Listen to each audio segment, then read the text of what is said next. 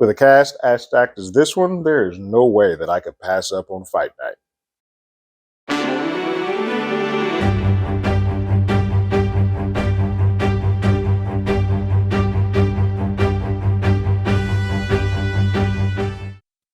Hello, everyone. Terrence with Hollywood already did it. If you haven't already, go ahead, like, share, subscribe to the channel, leave a comment, ring that bell below. Anytime we have something, you will be among the first to know.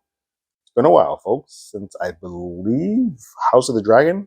I've been sort of away, mainly because there's not really been a show that I wanted to dive into and talk about on the channel. I think the only show that I'm actively watching for the month of August would be Bad Monkey, and I just didn't. You should be watching if you aren't, but I just didn't have the energy to jump into that because I started watching it once it's already into this fifth episode. Um, and I also knew that September is stacked. There's a bunch of shows that I'm going to talk about this month. And I wanted to give myself a little bit of a vacation before I started pushing through the month of September. But between Tulsa King, Old Man Season 2, and American Sports Story with Aaron Hernandez, I knew that I was going to have a busy month. Didn't picture me talking about Fight Night, but this sort of came out into my radar thanks to some prime positioning of NBC football and making it on Peacock and then having ads throughout. I was like, well, I want to check this out. And I'm very glad that I did. The first 3 episodes, or 3 rounds, they call it, for Fight Night, the Million Dollar Heist are out. And it's on Peacock. And it's stacked cast. And if anyone has ever done one of these shows with me before, my first video for any show is pretty spoiler free. And so I'm going to tiptoe around, but this is sort of based on true story, also based on a podcast that exists about a heist that occurred the night of Muhammad Ali's return to boxing after he draft dodged. So there's a lot of heat on him returning to a fight, and so there's a lot of just eyeballs surrounding that fight.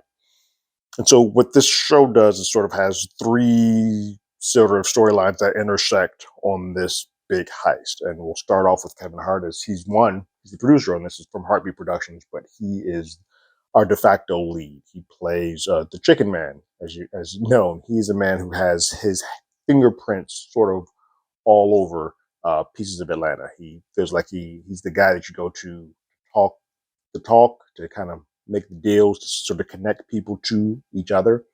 And it's a perfect sort of role for Kevin Hart. It's not comedic at all, so there's no comedy. He's doing a little bit more of that. If you haven't seen True Story on Netflix with Wesley Snipes, you should. It gets a little ridiculous in the back end of it, but it's a really good show, suspense-wise. This is as well, and so sort of continuing on his dramatic chops. And it's the perfect person because he still has to be that fast talker, like, hey, I can make this happen, I can make the deals happen. But he is a character who gets in a little bit over his head. And he wants to be in the world with the big guns of the Black Mafia. He wants to be that wing in Atlanta for the heavy hitter Frank Moulton, the Black Godfather, played by Samuel L. Jackson. And so on this night, he's planning to sort of throw a party for Frank in Frank's honor. He wants to get Frank, schmooze it up with Frank, have everybody over. He puts out these flyers and whatnot to sort of put the world out, the notice out that, hey, we're gonna have this big party at this house that he's putting it at, and sort of galvanizing and getting all the Black Mafia together, people from New Jersey, Chicago, New York, all those prime cities that had them. He wants to sort of have this break bread moment with them at this party post the Ali fight. So it's him trying to motor mouth his way into all of these back rooms, and sometimes he gets caught in over his head, sometimes he doesn't. But that's one story. That's the Kevin Hart piece of it. And mind you, Taraji is circling his orbit as a character named Sweets, who is his side piece, if you will, but it probably seems like his main. While he has his wife and his family, he has his side piece who he seems to be doing more of his business work with, while he has a family with her. And so a lot of what Chicken Man is doing, he's doing it to make a better life for himself and his family, but he's taking all these shortcuts and not doing anything honest.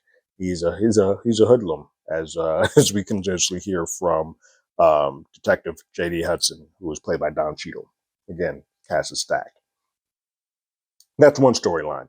The other storyline that is sort of going with that is that the folks who are set up to rob these folks, and they putting on a plan to attack these folks at the home, and sort of infiltrate the party. And then as people just arrive, just keep gathering money, keep gaining money, keep gaining money as people enter into this place. And they as a whole don't know who it is that they're robbing. They don't realize that they're pulling a heist on uh, the black mafia.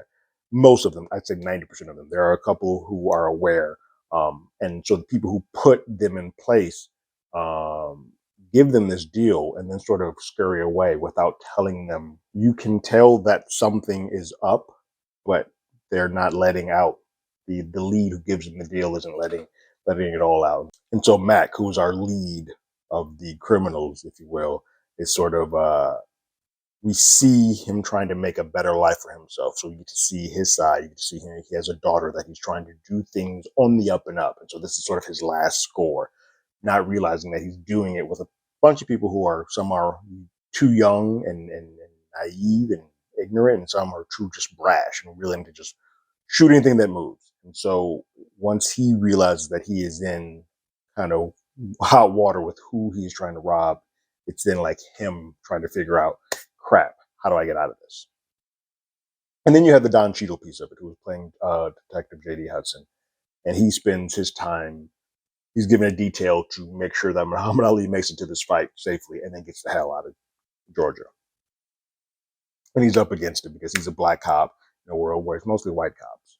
There's been some integration with him with the police force, but he feels like he is being put out to slaughter, and he is to an extent. And he doesn't quite agree with some of the tactics that Ali has, but then as he comes along, you see that no, he 100% agrees, but he knows he has to sort of bite his tongue and toe this line to sort of get things right. And when he doesn't, it's just like, oh God, somebody give him a break. So there's a cool little brotherhood that forms between Ali and JD. And I will say this: it took me a minute. I feel like the actor Dexter Darden, who's playing Muhammad Ali, the affectation that he's putting on for Ali is almost overbearing and too much. Like I think he's acting perfectly fine, but the vocal tics that Ali has sometimes just feels too forced. Luckily, I don't feel like he is a major part of this show outside of these first 3 episodes. I feel like he's here to sort of shine a better eye on who JD is and paint his picture better, and then he sort of rides off into the sunset. And then these 3 episodes, they're given to us for a reason because the heist occurs. Those first 3 episodes, you see the setup, the actual heist, and sort of the fallout of the heist. And now it's about JD being put on the case to figure out what the hell happened. There's a dead body. There's people who've been robbed, stripped naked at this home, and it's just now who's responsible for this. And there's some history between Chicken Man and JD. There's history there. Frank now is not entirely sure if he wasn't set up, like with all this motor mouthing that Chicken Man was doing. Was he set up by Chicken Man? Like, was he in on it? He doesn't know. He doesn't know who to trust. He doesn't know. But somebody was crazy enough to try to rob Black Godfather and the rest of the Black Mafia. We need to get to the bottom of that. And see, he was trying to use Chicken Man basically as a patsy.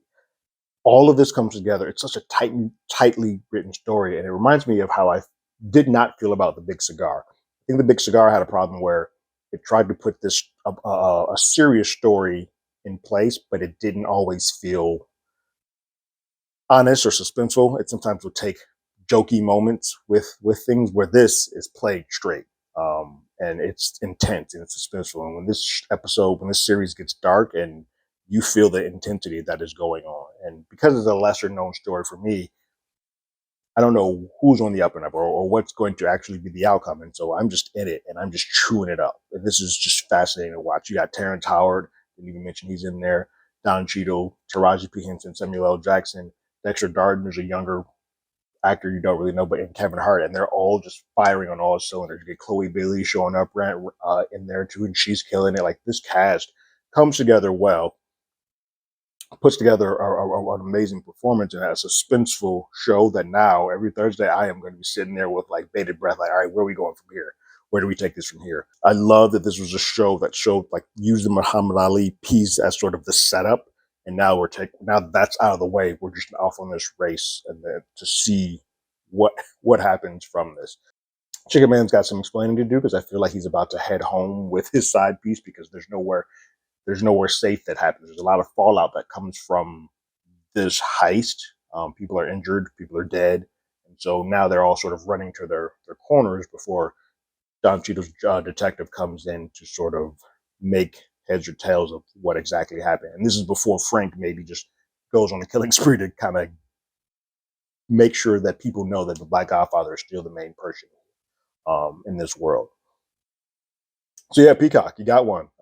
Well placed ads during a football game that I had to watch. I had to watch on Peacock.